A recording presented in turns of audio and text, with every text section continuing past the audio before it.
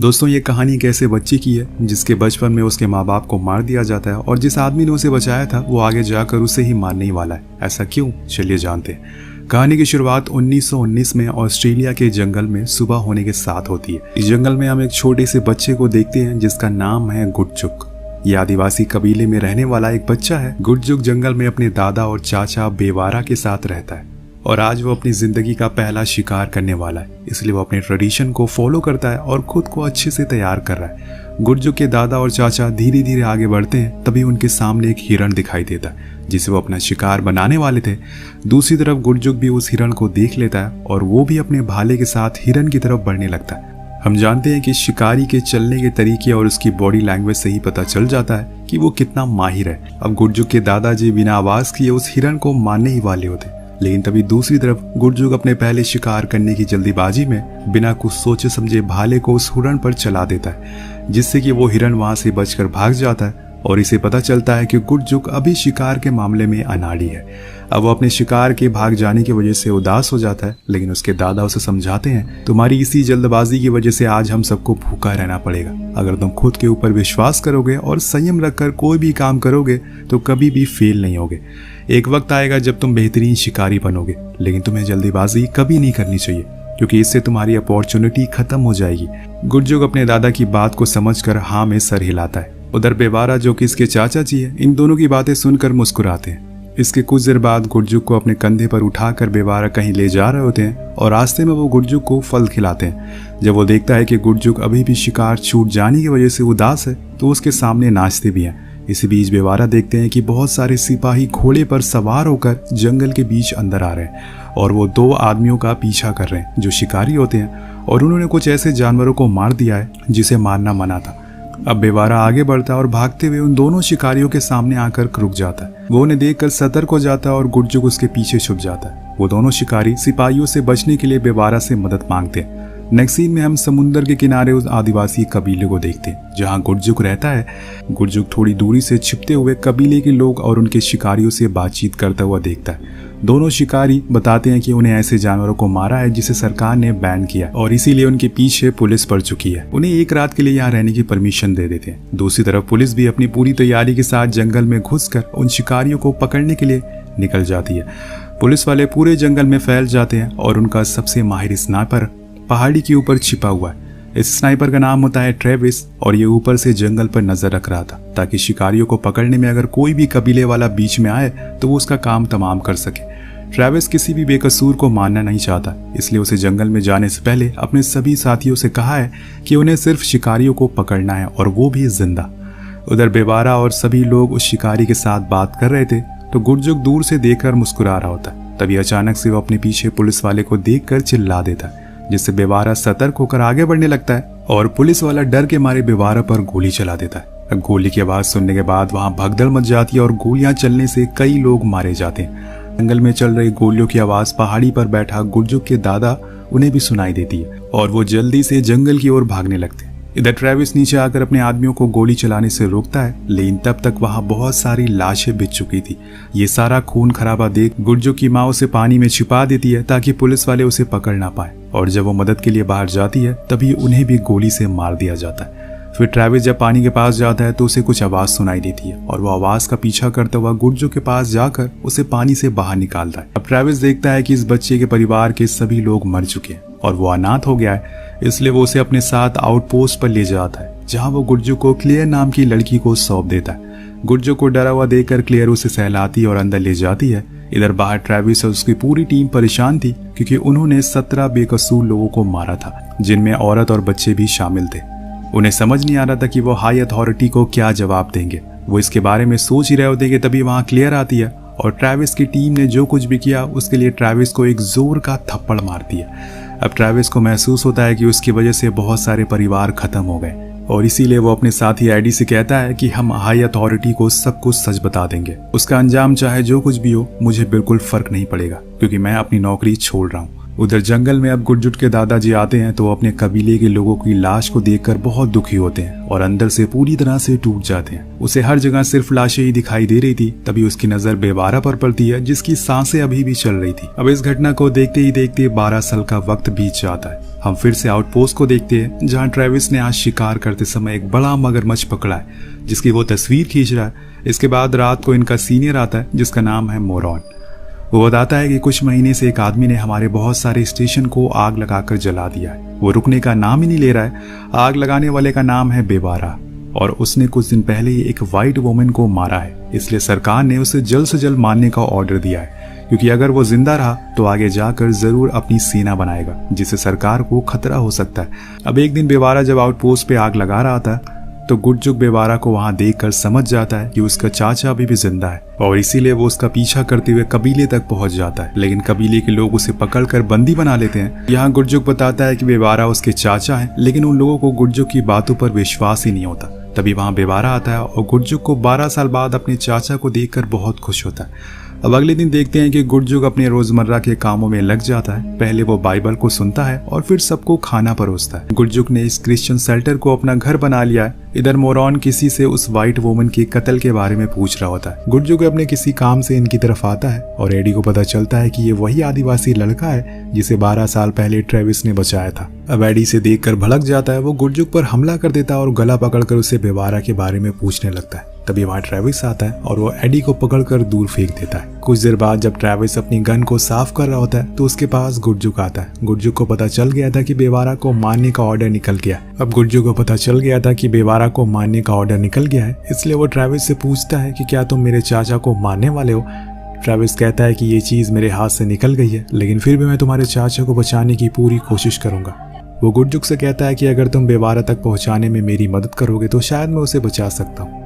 Travis इन सारी बातों को जाकर अपनी टीम को बताता है। उसकी बातें सुनकर एडी उस पर गुस्सा करने लगता है और कहता है कि हमें इस लड़के पर भरोसा नहीं करना चाहिए, वो हमारे लिए खतरा बन सकता है। एडी बताता है कि अगर हमें गुरजुक से बेवारा के बारे में इंफॉर्मेशन चाहिए तो तुम्हें मुझे उस समय रोकना नहीं चाहिए था। अगर तुम कहो तो मैं पीट पीट कर उससे इंफॉर्मेशन निकलवा सकता हूँ। ट्रेविस उसे समझाता है कि हमने जो गलती 12 साल पहले की थी मैं उसे फिर से दोहराना नहीं चाहता हूँ। मैं किसी भी बेकसूर को मारे बिना सारे काम तरीके से करना चाहता हूँ। इसके बाद मोरॉन क्लियर से उसके इस मिशन में शामिल होने के लिए रिक्वेस्ट करता है और इसके बदले में वो यहाँ पर एक चर्च बनाने का वादा करता है। क्लियर उसके प्लान में शामिल होने के लिए मान जाती है। अगले दिन वो गुरजुक के पास जाती है और उससे कहती है कि तुम्हें इन लोगों की मदद करनी चाहिए ताकि ये लोग भी तुम्हारी मदद कर सकें और इससे तुम्हें कबीले में कोई भी कसूर नहीं मारा जाएगा। क्लियर की बातों को सुनने के बाद गुरजुक उनका साथ देने के लिए तैयार हो जाता है क्योंकि वो बचपन से उसे बहुत मानता था। इसके बाद ट्रेविस गुरजुक के साथ जाने के लिए तैयार होने लगता है। उधर मोरॉन एडी से कहता है कि उसे ट्रेविस पर भरोसा नहीं है और हो सकता है कि जंगल में जाने के बाद वो कबीलों वालों के साथ मिल जाए। इस वजह से मोरॉन एडी को ट्रेविस पर ध्यान रखने के लिए उसके पीछे जाने को कहता है और किसी भी हालात में इस मिशन को पूरा करने की जिम्मेदारी देता है। साथ ही वो उसे वार्निंग भी देता है कि तुम्हें पहले गोली नहीं चलानी है क्योंकि पिछली बार वो एडी ही था जिसने सबसे पहले गोली चलाई थी और इससे बहुत लोग मारे गए थे। यहाँ हम देख पाते हैं कि मोरॉन को एडी पर भरोसा नहीं होता, इसलिए वो उसके साथ वॉल्टर को भेजता है क्योंकि अगर किसी इमरजेंसी सिचुएशन में गोली चलानी भी पड़े तो एडी को वॉल्टर की परमिशन लेनी होगी और उस हादसे को टाल सकता है। इसके बाद ट्रेविस और गुरजुक पहाड़ों की तरफ अपना सफर शुरू करते हैं। रास्ता बहुत लंबा था जिसमें बहुत ज्यादा समय लगने वाला है। इसी बीच ये दोनों एक दूसरे को अच्छी तरह से जानने लगते हैं। यहाँ ट्रेविस गुरजुक को बंदूक का इस्तेमाल करना सिखाता है क्योंकि उसे लगता है कि जंगल में कभी भी खतरा आ सकता है और जरूरत पड़ने पर वो खुद को बचा सके। वो गुरजुक को समझाता है कि एक अच्छा स्नाइपर किस तरह खुद को शांत रखकर निशाना लगाता है। ट्रेविस जब स्कोप से देखता है तो उसे पता चलता है कि एडी उसका पीछा कर रहा है, इसलिए वो जल्दी से छुप जाता है। उधर एडी को लगता है कि ट्रेविस उन्हें धोखा दे रहा है, इसलिए वॉल्टर जाकर ट्रेविस पर बंदूक तान देता है, लेकिन उसे गुरजुक कहीं पर दिखाई नहीं देता क्योंकि ट्रेविस ने उसे पहले ही छुपा दिया था। और ये देखकर एडी को गुस्सा आता है। वो ट्रेविस पर गन पॉइंट करके कहता है कि गुरजुक अगर बाहर नहीं आएगा तो वो ट्रेविस को मार देगा। इस बात को सुनते ही गुरजुक पीछे से बाहर आकर वॉल्टर के ऊपर बंदूक तान देता है और ट्रेविस उन दोनों से बंदूक छीन कर एडी से कहता है कि ये मिशन जरूर पूरा होगा, लेकिन उसके तरीके से, उसकी शर्तों पर। अब ट्रेविस उन दोनों को वापस आउटपोस्ट पर भेज देता है। वॉल्टर को लगता है कि अब उन्हें ट्रेविस का पीछा नहीं करना चाहिए, लेकिन एडी को उस पर विश्वास नहीं होता, इसलिए वो फोर्स को बुलाने का ऑर्डर देता है।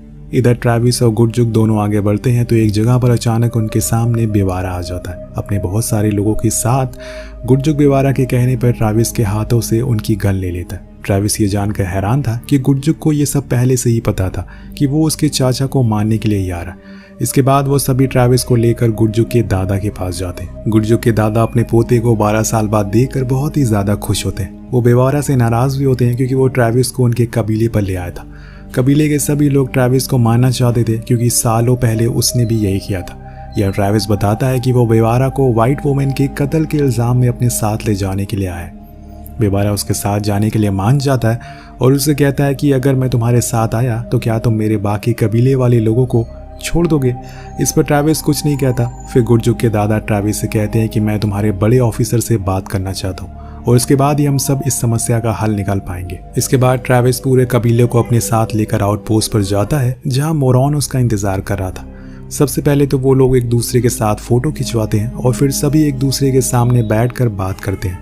गुरजुक के दादा क्लियर का शुक्रिया अदा करते हैं क्योंकि उसने उनकी पोती को पाला था। अब बातचीत शुरू होती है। मोरॉन उसे बताता हमारे बेटे बेवारा ने जो भी कुछ किया है उसके लिए उसे हमारे कानून के हिसाब से सजा मिलकर रहेगी। गुरजुक के दादाजी कहते हैं जंगल में सिर्फ मेरा ही कानून चलेगा और तुम कौन होते हो मुझे कानून के बारे में बताने वाले। वो कहता है कि जैसे तुम्हारा कानून के हिसाब से बेवारा एक मुजरिम है वैसे ही हमारे कानून के हिसाब से तुम सब मुजरिम हो, क्योंकि 12 साल पहले तुमने हमारे पूरे कबीले को खत्म कर दिया था। अगर बेवारा को सजा मिलेगी तो तुम लोगों को भी सजा मिलनी चाहिए और ये इस जंगल का कानून है, मेरा कानून है। मोरॉन कहता है कि इस तरह सबको सजा दिलाना आसान नहीं है क्योंकि इससे पूरी अथॉरिटी को यहाँ आना होगा। अब ये दोनों आपस में बात कर ही रहे होते हैं कि तभी एडी आकर मोरॉन को बताता है कि बेवारा ने उसकी एक और आउटपोस्ट को जला दिया है जिसमें 2 लोग मारे गए हैं। ये सुनकर मोरॉन भड़क जाता और इस मीटिंग को यहीं खत्म कर देता है, जिसके बाद कबीले वाले वापस लौट जाते हैं और अब कबीले वाले भी समझ चुके थे कि जंग होने वाली है। अब रास्ते में गुरजुक देखता है कि मोरॉन के 2 सिपाही उसके कबीले की एक लड़की का बलात्कार कर रहे हैं। गुरजुक एक सिपाही को बंदूक से मार देता है और दूसरे सिपाही को वो लड़की मार डालती है। अब वो उसे लेकर वापस कबीले जाता है और बेवारा उसे पूछता है कि तुम्हारे पीछे कितने आदमी आ रहे हैं। तो वो कहता है कि 4 लोग। अब गुरजुक के हाथ में बंदूक देकर उसके चाचा समझाते हैं कि ये चीज हमारे कबीले में नहीं चलेगी, हम बाहरी लोगों की किसी भी चीज का इस्तेमाल नहीं करेंगे। बेवारा नहीं चाहता कि गुरजुक भी सिपाहियों की तरह बन जाए। बातों बातों में वो गुरजुक के हाथ से वो बंदूक दूर फेंक देता है और उसे नीचे गिरा देता है। तभी हम देखते हैं कि पहाड़ी पर बैठा हुआ ट्रैविस कबीले पर नजर रख रहा था और अब वो बेवारा को गुरजुक के पास इस तरह खड़ा हुआ देखकर तो ट्रैविस को लगता है कि बेवारा उसे मारने वाला है और इसी कंफ्यूजन में वो बेवारा को गोली मार देता है। जब गुरजुक को पता चलता है कि ये काम ट्रैविस ने किया है, वो गुस्से में अपनी बंदूक उठाकर पहाड़ी पर जाता है। जैसे ही वो ट्रैविस को देखता है वो गोली मारकर उसे भी गिरा देता है। तभी वहाँ एडी आता है और वो ट्रैविस को पकड़कर अपने साथ ले जाता है। नेक्स्ट सीन में हम देखते हैं कि आउटपोस्ट में जब ट्रैविस को होश आता है तो मोरॉन उससे कहता है कि तुम्हें उस समय गोली चलानी चाहिए थी, तुमने हम लोगों को धोखा दिया और तुम्हारी वजह से कबीले वाले बचकर भाग गए, तुम्हें इसकी सजा जरूर मिलेगी। वो ऐसा इसलिए बोल रहा था क्योंकि ट्रैविस ने कुछ देर पहले गुरजुक की जान बचाई थी और वो भी अपने लोगों से। रात में वो उस लड़की से बात भी करता है जो उसे बताती है कि सिपाही उसका पिछले बहुत समय से बलात्कार कर रहे हैं और जब उसने यह बात अपने माँ बाप को बताई तो सिपाहियों ने उसे जान से मार दिया। अब गुरजुक को समझ आ गया था कि उसे अपने कबीले का बदला लेना है। इसके कुछ दिन बाद गुरजुक अपने साथियों के साथ मिलकर सिपाहियों की एक टुकड़ी पर हमला करके उनके हथियार छीन लेता है और कुछ बुलेट को आग में डाल देता है। जब वो बुलेट फटती है तो आवाज सुनकर एडी अपने साथियों के साथ जल्दी से वहां आ जाता है। दरअसल दोस्तों, पुलिस वालों को वहां से दूर भेजने के लिए गुरजुक ने ये चाल चली थी। इसके बाद गुरजुक जब आउटपोस्ट पर पहुंचता है तो ट्रैविस पर बंदूक तान कर कहता है कि तुमने 12 साल पहले जो कुछ भी हुआ मेरे साथ वो मुझे क्यों नहीं बताया था, तुम ही थे जिसने मेरे परिवार को खत्म किया था। मोरॉन उसे समझाने की बहुत कोशिश करता है लेकिन अब गुरजुक रुकने वाला नहीं था। बातों बातों में मौका देखते ही ट्रैविस उसके हाथ से बंदूक छीन कर कहता है कि मैंने तुम्हें उन लोगों से बचाया था। और तभी मोरॉन गुरजुक को गोली मारने वाला होता है लेकिन तभी ट्रैविस उसे मार देता है और गुरजुक को बचा लेता है। इसके बाद यहाँ एडी आ जाता है और वो गुस्से में गुरजुक के ऊपर बंदूक तान देता है और ट्रैविस से पूछता है कि तुम इसकी हिफाजत क्यों कर रहे हो। ट्रैविस कहता है कि क्योंकि इसके साथ गलत हुआ है और अब एडी उसे मारने वाला था कि तब तक क्लियर एडी पर गोली चला देती है और वो मारा जाता है। ये करने के बाद क्लियर बहुत डर चुकी थी इसलिए गुरजुक उसे गले से लगा लेता है। समझ जाता है कि उसी ने सभी को बचाया था, कि उसी ने उनके लोगों को बचाया था। वो दोनों एक अच्छे इंसान हैं लेकिन तभी ट्रैविस देखता है कि एक पुलिस वाला गुरजुक को गोली मारने वाला है तो वो बीच में आकर खुद को उस गोली का शिकार बन जाता है और उसे बचा लेता है। मरने से पहले ट्रेविस गुरजुक से माफी मांगता है और अपना दम तोड़ देता है। उसके हाथों में यहाँ गुरजुक को समझ आ जाता है कि सारे वाइट लोग गलत नहीं होते, कुछ अच्छे भी होते हैं जो उसकी मदद करना चाहते हैं। और तभी क्लियर उससे कहती है कि तुम्हें यहाँ से जाना होगा। वो उसे बंदूक और गोलियों को वहीं छोड़ देता है, जैसे कि उसके चाचा ने कहा था कि वो कभी कोई बाहर की चीज इस्तेमाल नहीं करते। और वो उन्हें छोड़कर अपने लोगों के पास लौट जाता है जहाँ से वो आया था। और इसी के साथ ये कहानी यहीं खत्म हो जाती है।